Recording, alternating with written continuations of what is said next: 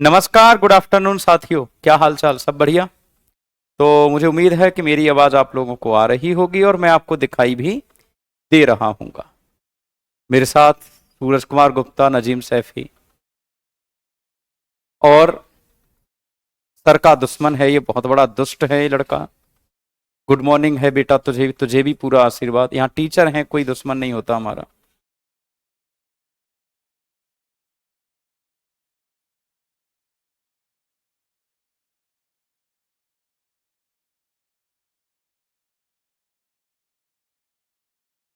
IAS Shubham Gautam, जय भीम भाई। प्रतीक जैत गुड़े, गुड मॉर्निंग। विशाल राज, अंजलि त्रिपाठी, त्रिपाठी जी क्या हाल चाल?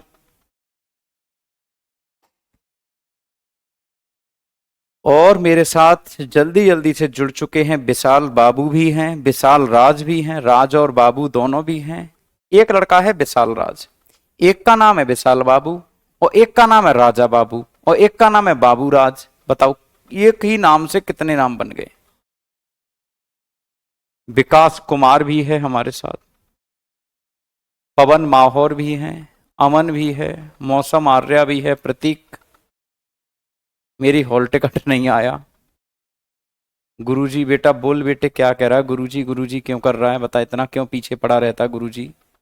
डॉक्टर एस जयशंकर, बड़े दिनों के बाद विदेश मंत्री महोदय, विदेश यात्राओं से फुर्सत मिल गई आपको? फुर्सत मिल गई? विदेश यात्रा करके आए हो, फुर्सत मिल गई? नालायक, दुष्ट, पापी। चलो, सूरज कुमार गुप्ता, विवेकानंद कुमार सिंह,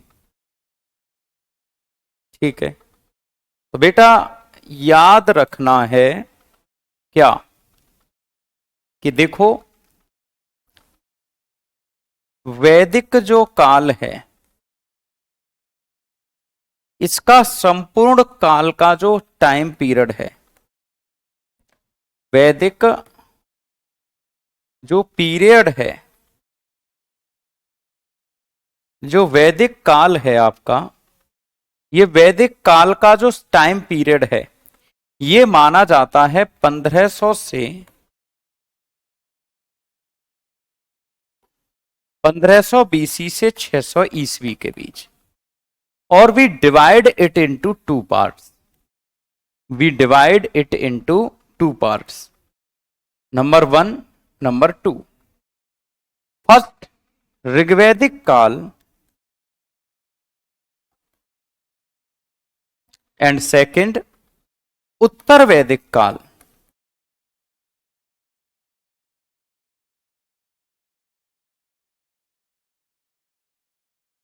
ऋग्वैदिक काल मतलब पोस्ट वैदिक पीरियड, एंड ऋग्वैदिक काल का मतलब है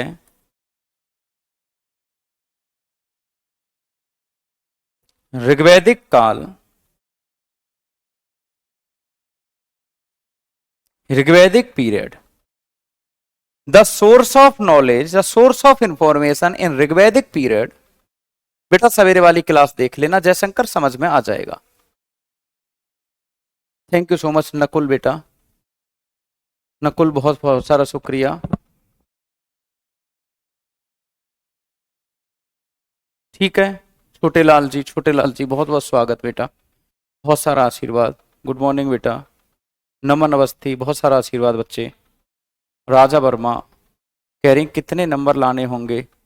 बेटा 100 का पेपर होता है, आपको 70 से ज्यादा तो क्वेश्चन ठीक करने पड़ेंगे, ठीक है। सुदर्शन कुमार चौहान,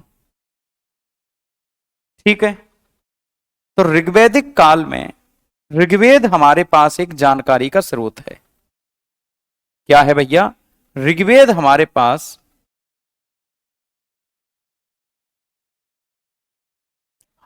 जानकारी का स्रोत है।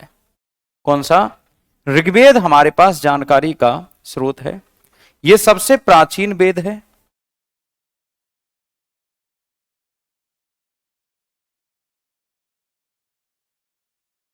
एंशियंट वेद है। सबसे पुराना वेद है ऋग्वेद,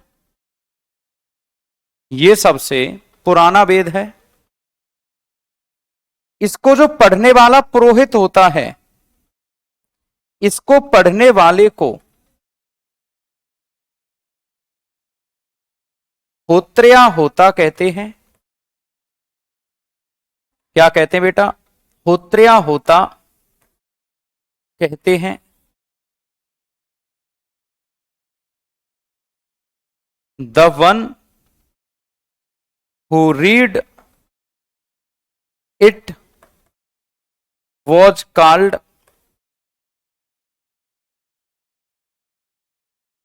होत्र और होता।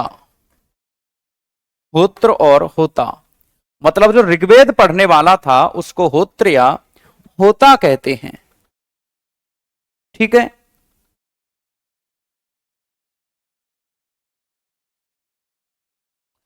प्रैक्टिस क्वेश्चन डलवा दूंगा बेटा मैं आज या कल में, और हो सकता है इस संडे को आपकी प्रैक्टिस करवा दूं इन क्वेश्चंस की। ज्योग्राफी की प्रैक्टिस कंप्लीट करवा चुका हूं मैं।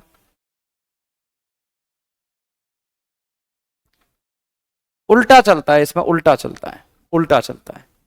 तो बेटा the one who read is called होत्रिया होता। इसमें 10 मंडल,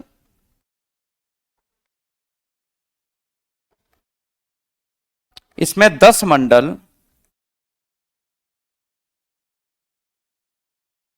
1028 श्लोक,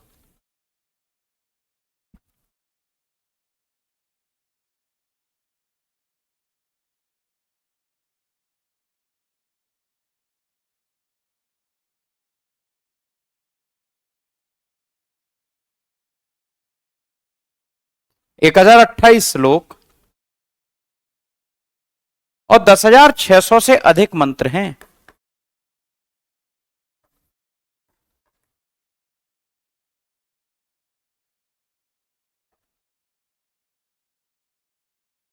मोर देन 10,600 मंत्र।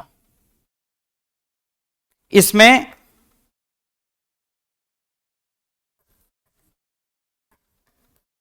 देवताओं को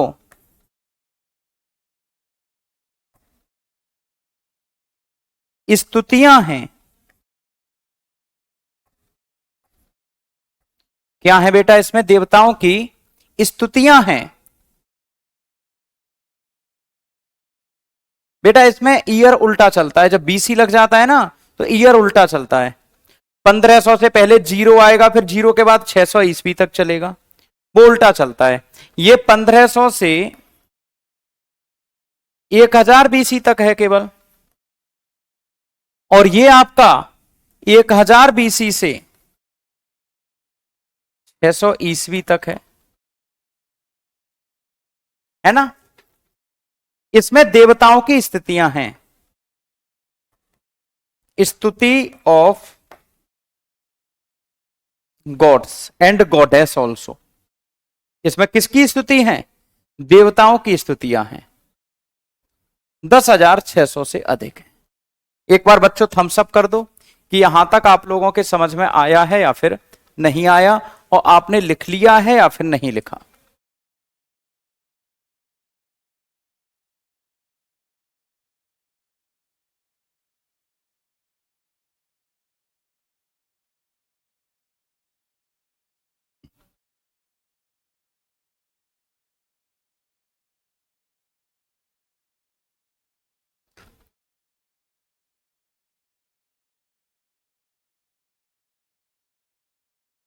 ऋग्वेद का उपवेद,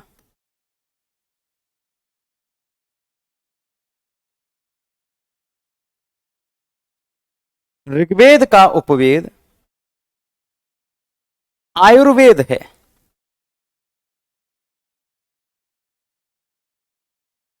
अभी नहीं लिख रहा इनको, अभी नहीं लिख रहा, नेक्स्ट लाइन में लिख दूंगा। अभी नहीं लिखना, अभी अभी थोड़ी देर के लिए बंद कर देते हैं इसे। अभी थोड़ी देर के लिए बंद कर देते हैं, इकट्ठे लिखवाऊंगा जिससे याद तो भी हो जाएगा। तुम्हें नहीं आ रही बात समझ में? इकट्ठे लिखवाऊंगा, आपके समझ में तो भी आ जाएगा इकट्ठा लिखना कैसे है। इसकी जानकारी का स्रोत सोर्स ऑफ इंफॉर्मेशन, इसके स्रोत कहां से मिलते हैं हमें, कि बेटा ये उत्तर वैदिक काल है। इसके स्रोत हमें मिलते हैं सामवेद। सामवेद को पढ़ने वाले को उद्गाता कहते हैं। इसमें संगीत की जानकारी है। यजुर्वेद को पढ़ने वाले को, यजुर्वेद को पढ़ने वाले को अधवर्यु कहते हैं। इसमें आपके यज्ञ की जानकारी है। अथर्ववेद को पढ़ने वाले को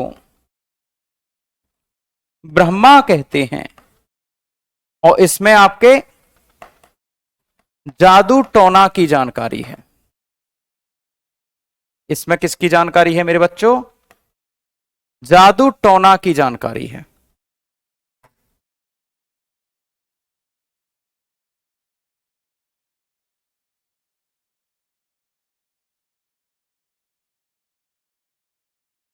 ठीक है, सामवेद,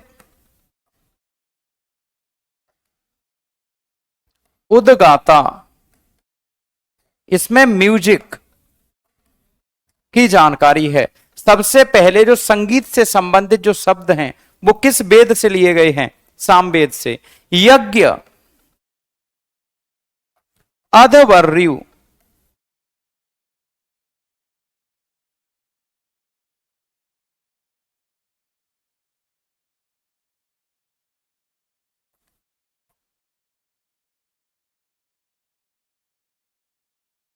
अधवर्यु,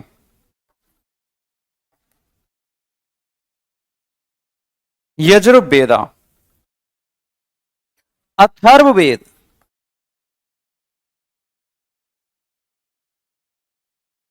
इसको पढ़ने वाले को ब्रह्मा कहते हैं। और इसमें मैजिक, ब्लैक मैजिक की जानकारी है। किसकी जानकारी है बेटा, ब्लैक मैजिक, जो बंगाली बाबा का जादू टोना होता है ना, वो सब जानकारी आपकी कहां दी गई है, ब्लैक मैजिक की जानकारी कहां दी गई है आपके अथर्ववेद में। यही पूछता आपसे सीधा। नहीं नहीं नहीं, ऐसा बिल्कुल भी नहीं कहते कि जिसने एक वेद को पढ़ा है उसको वेदी, दो वेद को पढ़ता है उसको द्विवेदी, जिसने तीन वेदों को पढ़ा है उनको त्रिवेदी, और जिन्होंने चार वेदों को पढ़ा है उनको चतुर्वेदी। बिल्कुल भी नहीं कहते ऐसा। ये मनगढ़ंत कहानियां हैं, गड़बड़ है, झूठ है, सरासर नाश है, नाश का बीज है।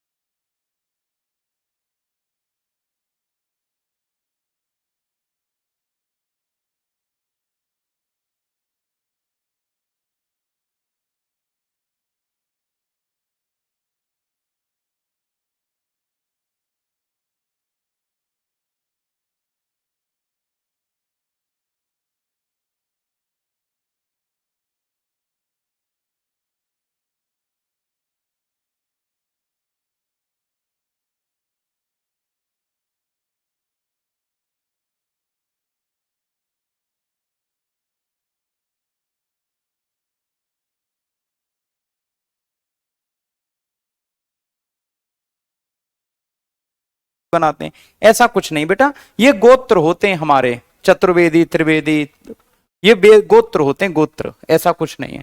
क्वेश्चन आएगा सामवेद पढ़ने वाले को क्या कहते हैं, यजुर्वेद पढ़ने वाले को क्या कहते हैं, ऐसे करके आएगा। उपवेद, उपवेद, उपवेदा, कौन से वेद का कौन सा उपवेद है। जैसे आपसे कहे ऋग्वेद का उपवेद क्या है,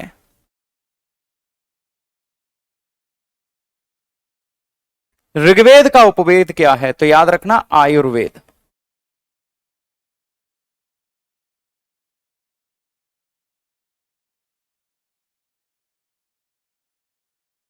ऋग्वेद का उपवेद क्या है, आयुर्वेद।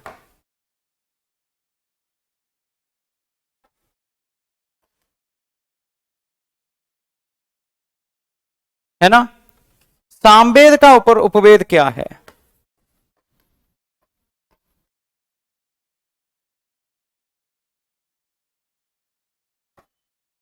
गंधर्व वेद।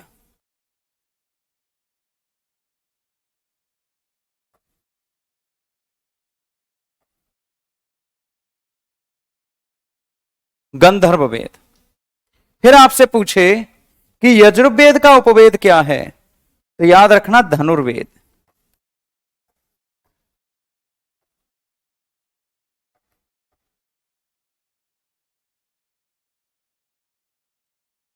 उपवेद क्या है, तो याद रखना यजुर्वेद का उपवेद क्या है, तो याद रखना धनुर्वेद।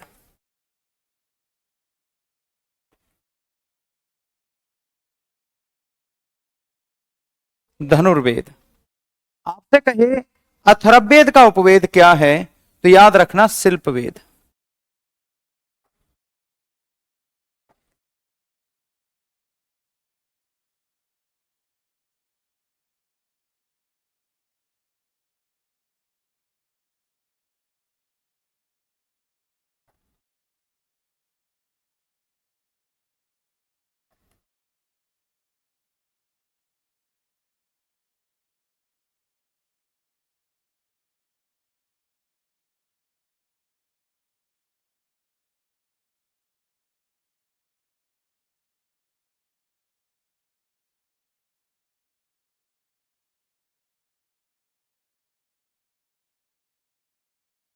इंपॉर्टेंट है बेटा, यहां से बन जाएगा सवाल आपसे।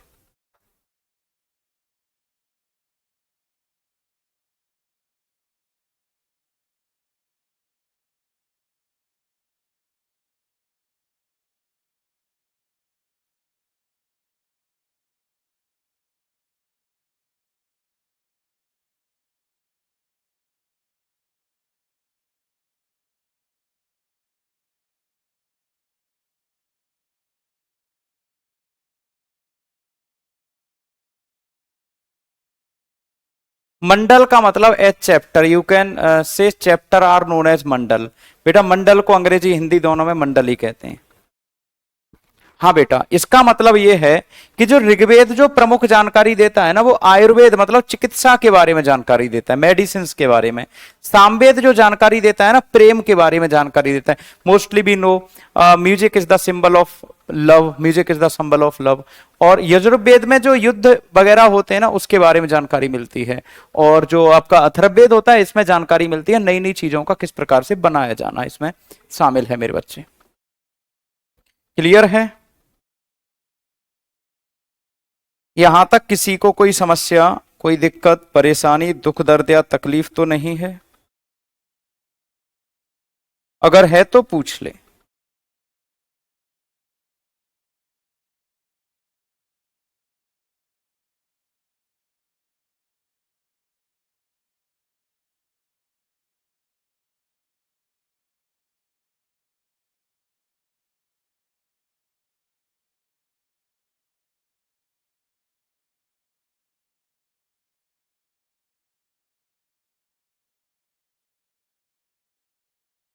ठीक।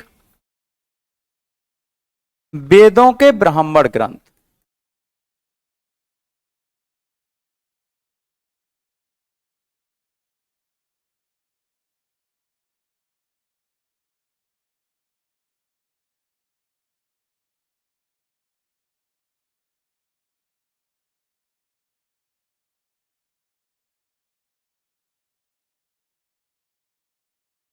वेदास। ब्राह्मण ग्रंथ मतलब वेदास, मतलब ब्राह्मण ग्रंथ ऐसे थे जो कि आसान भाषा में लोगों तक पहुंच जाते हैं, है ना। अथर्व अथर्व अथर्वा ऋषि के द्वारा लिखा गया था अथर्ववेद, उसको अथर्व अंगिरस वेद भी कहते हैं।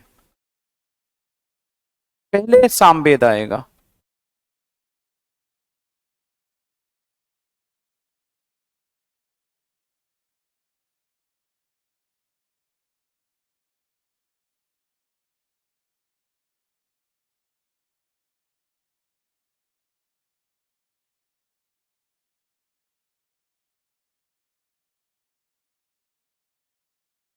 हो गया बेटा। चलो अभी करते हैं ब्राह्मण ग्रंथ। ब्राह्मण ग्रंथ है ना,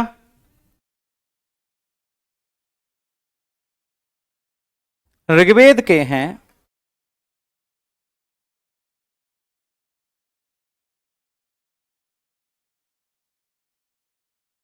ऋग्वेद का ब्राह्मण ग्रंथ है कौशितकी और ऐतरेय। कौशितकी व ऐतरेय।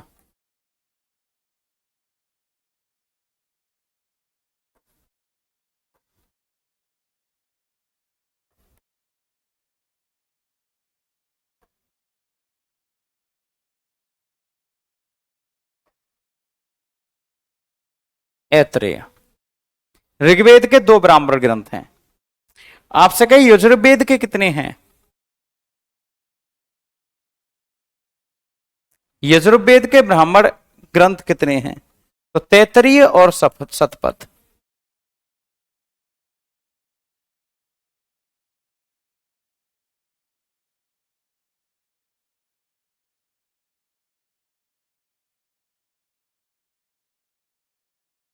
तैतरीय शतपथ।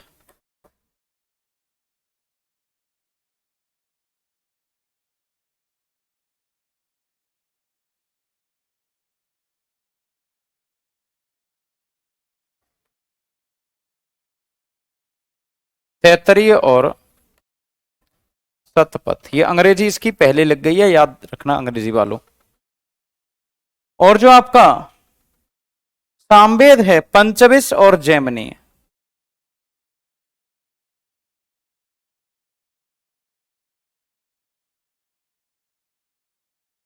पंचविश और जैमिनी।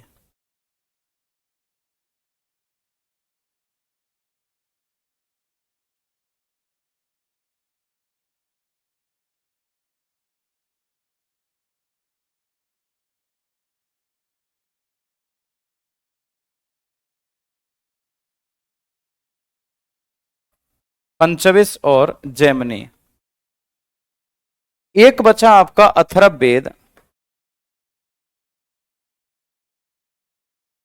अथर्ववेद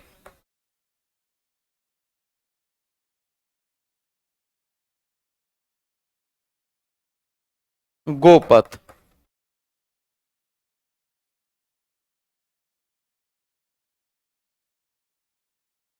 अथर्ववेद का क्या है भाई? ब्राह्मण ग्रंथ गोपथ।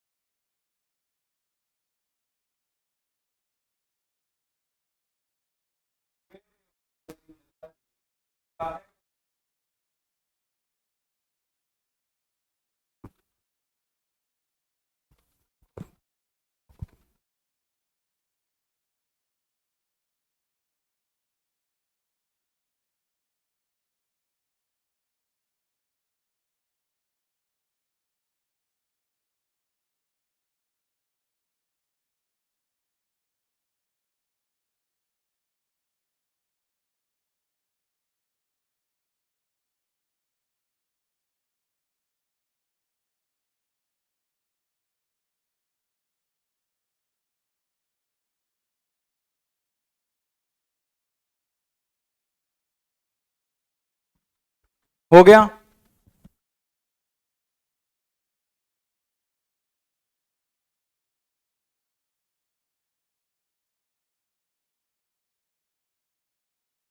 ब्राह्मण द्वारा दिया गया था ये?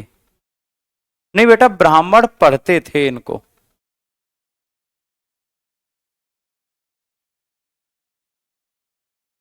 सामवेद पहले लिखा है।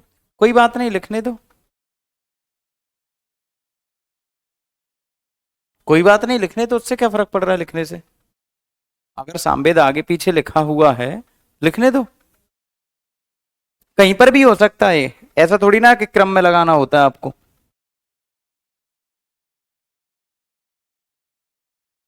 ये पहले ही बता दिए हैं, ये देवताओं की कृति मानी जाती है, किसी इंसान ने नहीं लिखे। अगला है आपका ऋग्वैदिक काल।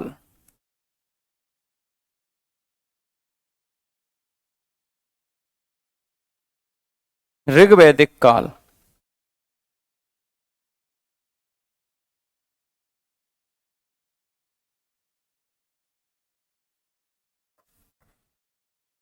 ऋग्वैदिक पीरियड।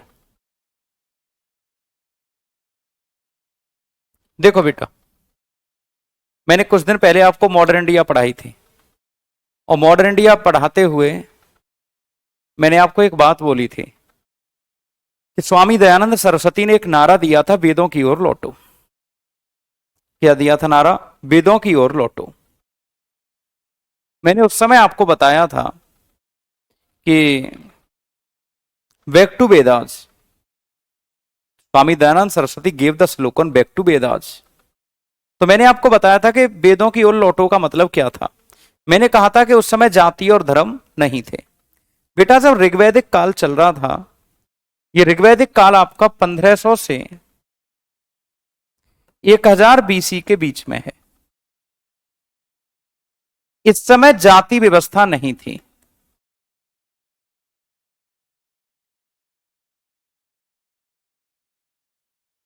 मात्र महिलाओं को सम्मान मिलता था।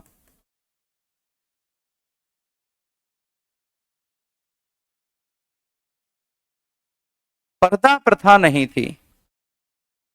पर्दा को अंग्रेजी में क्या कहते हैं? है ना? जाति कर्म आधारित थी।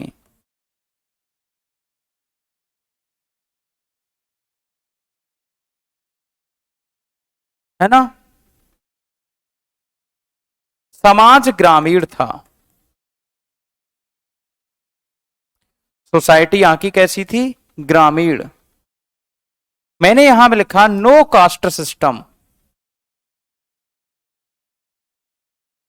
No caste system.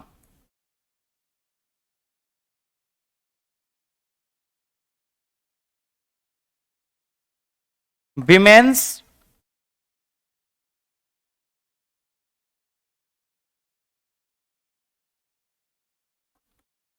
रेप्यूटेशन, मतलब महिलाओं को इज्जत मिलती थी। पर्दा प्रथा नहीं थी। नहीं नहीं, कर्टेन्स तो कहते हैं, घूंघट को क्या कहते हैं? पर्दा, वे घूंघट वाला जो होता है। वैसे तो इसको पर्दा को पर्दा ही कहते हैं। Purdah system was absent.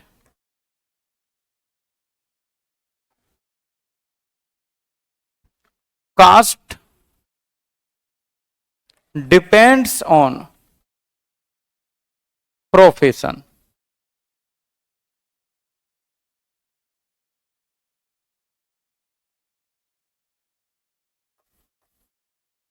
जैसा जिसका प्रोफेशन वैसी उसकी जात। और सोसाइटी वॉज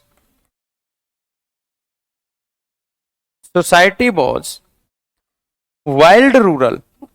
वाइल्ड रूरल, इसका मतलब है कि कबीलाई थी। कैसे थी समाज? कबीलाई। नहीं आया समझ में बेटा? यहां पर 3 संस्थाएं हुआ करती थीं। संस्था कितनी थी? 3। 3 ऑर्गेनाइजेशन होती थी ऋग्वैदिक काल में। कितनी ऑर्गेनाइजेशन बेटा? 3। पहली ऑर्गेनाइजेशन थी आपकी सभा, दूसरी थी समिति, और तीसरी थी बिदत। सभा, समिति और बिदत। बिदत, इसमें लूट के माल का बंटवारा होता था।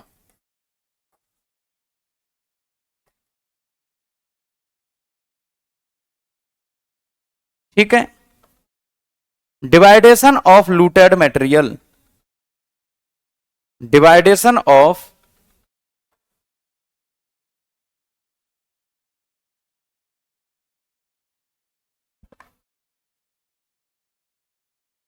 Looted materials.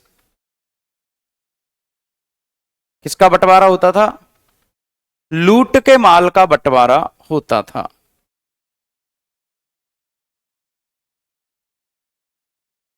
सभा में ये संभ्रांत लोग बैठते थे यहां,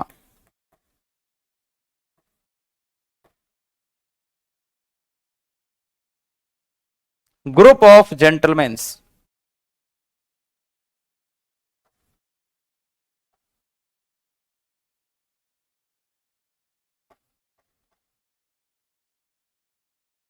और जो समिति थी ये आम लोगों का समूह थी,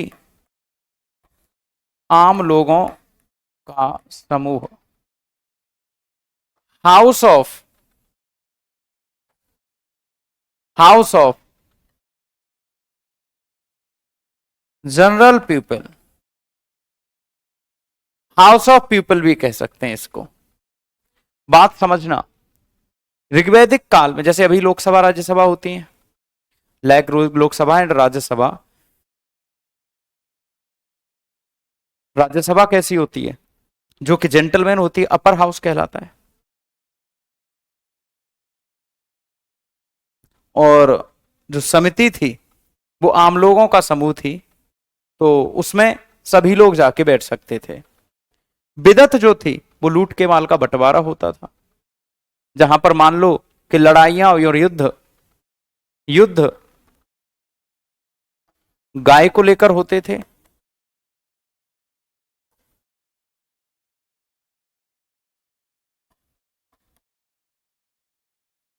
reason of battle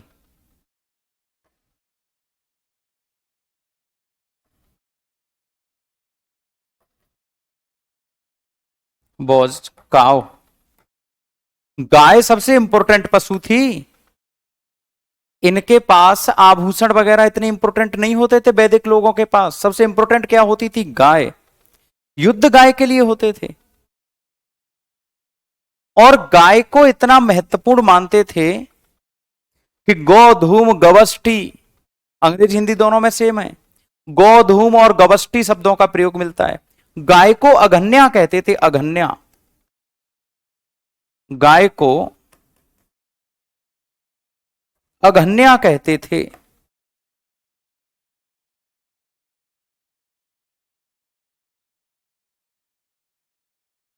cow is called,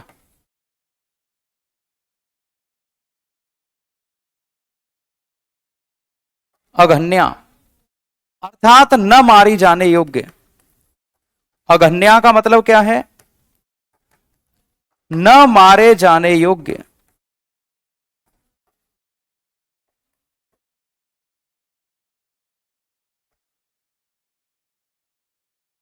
not for किल।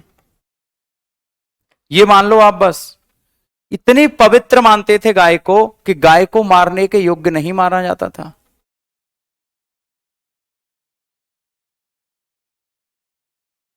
भैंस की जानकारी इन लोगों को थी नहीं, और उस समय तुम थे नहीं कि महिषासुर बन के तुम भैंसा बन जाते वहां, है ना। इन लोगों को भैंस की जानकारी नहीं थी। पहले, इससे पहले वाला वीडियो देख लेना, है ना। और ये जो जाति धर्म में कौन बांट दिया, इस क्लास में राजनीति बिल्कुल भी नहीं होगी। मूर्खों के लिए ये क्लास बिल्कुल भी नहीं है। ये क्लास मूर्खों के लिए बिल्कुल नहीं है, पढ़ने वाले बच्चों के लिए है। जो एग्जाम क्वालिफाई करना चाहते हैं उनके लिए क्लास है, ये राजनीति करने वाले लोगों के लिए नहीं है। जो कि इस देश को जाति और धर्म में बांटने वाले जो धूर्त सुअर और कुत्ते हैं, उन कुत्तों के लिए बेकार की बात करें हम। राजनीतिज्ञ लोगों के लिए, जिन लोगों ने, जो सुअरों ने उसको देश को जाति और धर्मों में बांट रखा है ना, ये मुझे बहुत गुस्सा आता है जब लोग जाति और धर्म की बात करते हैं ना। तो उस समय की जिंदगी अच्छी थी, लेकिन आजकल के लोगों ने समाज को पूरे को जाति और धर्म में बांट रखा है। तो हम उन सब की बात नहीं करेंगे, हम क्लास में केवल बात करेंगे तो पेपर में, एग्जाम में क्या आएगा उसकी बात करेंगे मेरे दोस्त। यहां तक सबको क्लियर है ना? यहां पर बेकार की बातें मत करना। नालायक पे वीडियो बनवा दूंगा, कुट जाएगा बेकार में, दुष्ट कहीं का। अघन्या का मतलब होता है न मारे जाने योग्य। अघन्या का मतलब होता है न मारे जाने योग्य। युद्ध किसको लेकर होते थे? गाय को लेकर। गाय को लेकर युद्ध होते थे। है ना, गाय को लेकर युद्ध होते थे। अब ये वाली बात आपको याद रखनी है।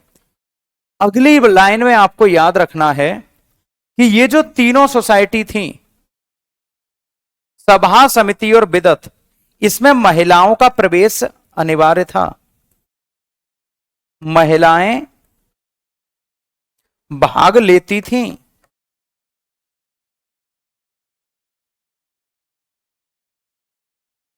कौन भाग लेती थी बेटा? महिलाएं। Women's word participated.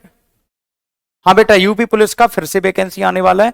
महाराज जी ने घोषणा की है 2 लाख वैकेंसी कुल मिला के, जिनमें से कि 1 lakh vacancy Uttar Pradesh police constable की। विमेन्स वर पार्टिसिपेटेड। सब में भाग लेती थी महिलाएं। बात समझ में आ रही है? अगला है नॉट फॉर किल। कौन? गाय। अघन्या का मतलब होता है जो मारे जाने योग्य न हो। अगर हम बात करें कि ऋग्वैदिक काल में समाज कैसे विभाजित था, समाज का विभाजन, डिवाइडेशन ऑफ सोसाइटी,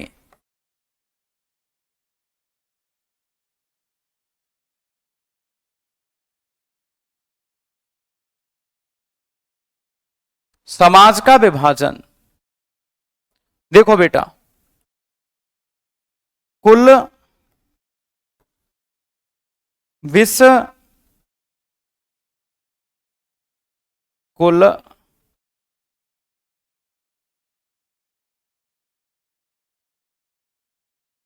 कुल, ग्राम, विश्व, जन।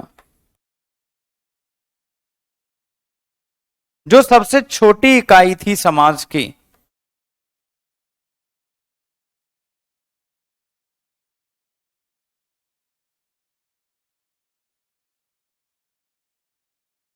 स्मॉलेस्ट यूनिट ऑफ सोसाइटी, कुल, ग्राम, विश्व, जन और राष्ट्र, यह सबसे बड़ी इकाई थी।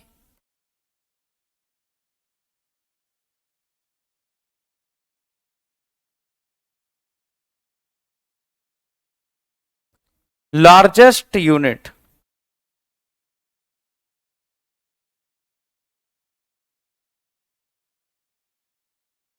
Of society. बहुत सारे कुल मिलकर बनाने थे ग्राम, और ग्राम मिलकर विश्व, और विश्व मिलकर जन। कुल को कहते हैं बेटा कुल अंग्रेजी में भी, ग्राम को कहते हैं ग्राम, और विश्व को कहते हैं विश्व, और जन को कहते हैं जन। कुल, ग्राम, विश्व और जन। क्लियर है? कुल, ग्राम, विश्व और जन, मतलब ये आपस में मिल मिल के इकाइयां बनाते रहते थे। ठीक है? राजकुमार, निधि, निभा, एक मेरा दुश्मन भी है, डॉक्टर एस जयशंकर, मुकेश कुमार, पवन माहौर।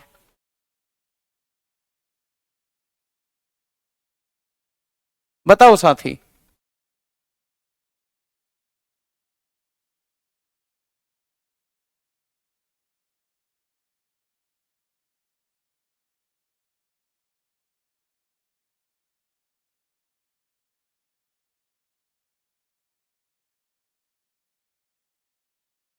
अभिषेक चिरोले, साहिल बैंसला, अभिषेक चिरोले।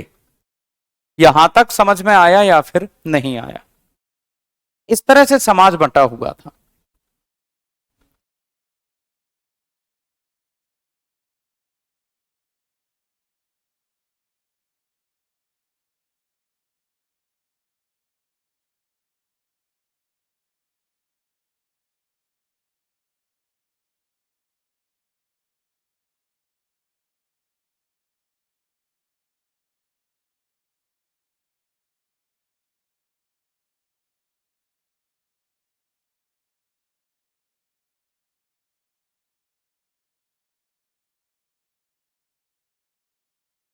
ठीक है। सबसे बड़ी इकाई, लार्जेस्ट यूनिट ऑफ सोसाइटी कौन सी है? तो याद रखो कि ये सब आपको याद रखने हैं। सबसे महत्वपूर्ण देवता, सबसे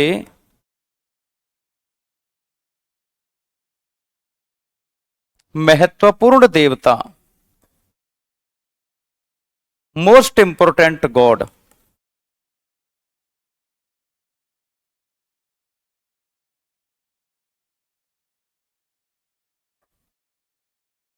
मोस्ट इंपोर्टेंट गॉड, सबसे महत्वपूर्ण देवता इंद्र। सबसे महत्वपूर्ण नदी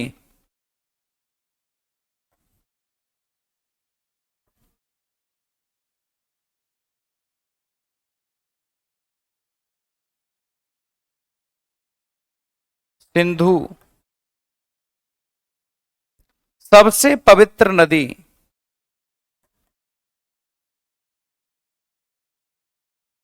इंपोर्टेंट रिवर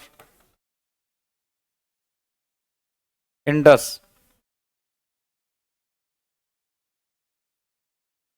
सबसे महत्वपूर्ण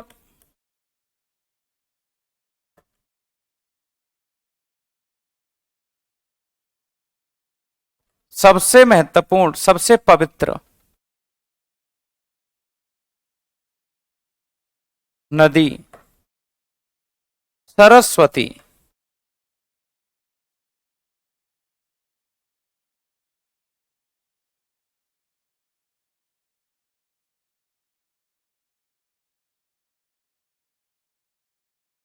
इसी को कहते थे नदी तमा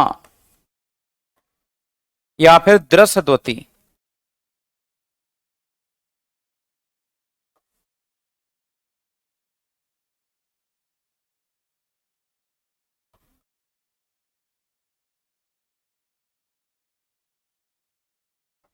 नदी तमा या फिर दृश्यवती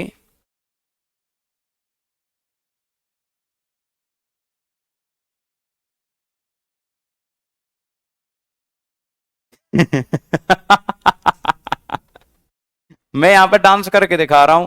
तुम कहां से भाई पवन मोर दिया? और मैं क्यों सिखाऊंगा तुम्हें यूपीएससी के आंसर राइटिंग करना? मुझे क्या आता है यूपीएससी का? है? मैं कौन हूं भाई यूपीएससी की आंसर राइटिंग सिखाने वाला? वनडे का टीचर हूं, वनडे एग्जाम की तैयारी करवाता हूं, और मुझसे कह रहे हो कि यूपीएससी की आंसर राइटिंग। मुझे कुछ नहीं आता भाई यूपीएससी के बारे में, ना मुझे कुछ जानता। वनडे एग्जाम का टीचर हूं।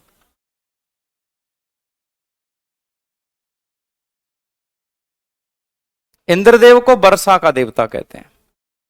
देवताओं की कैटेगरी थी। इससे आगे की कहानी कल पढ़ेंगे अब हम। इससे के आगे की कहानी अब हम कल पढ़ेंगे। कल खत्म हो जाएगी आपकी एंशिएंट इंडिया।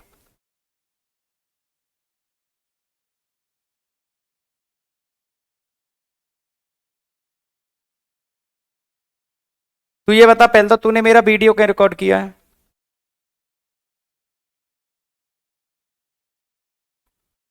थोड़ा सा रह गया है, चलो अभी करवा दे रहा हूं यार, छोड़ो, अभी करवा दे रहा हूं, रहने दो।